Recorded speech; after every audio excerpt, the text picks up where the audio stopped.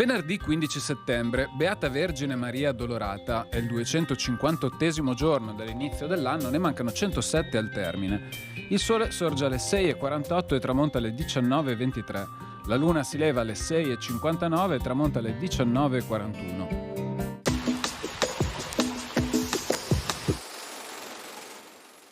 L'imperatore Federico Barbarossa stipula un trattato con Venezia. In esso vengono rinnovati e confermati tutti i patti stipulati coi precedenti imperatori, tanto circa i confini quanto riferendosi ai boschi, alle vigne e a ogni altro possedimento veneziano nelle terre imperiali.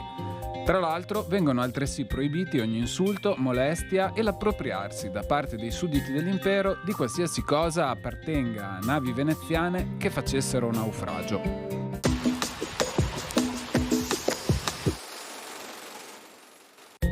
Le previsioni per domani.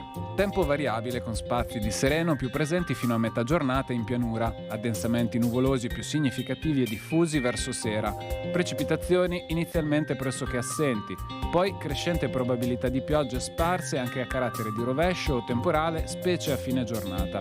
Temperature minime stazionarie o in lieve aumento in alta quota e sulla costa, in leggero calo altrove, temperature massime in aumento.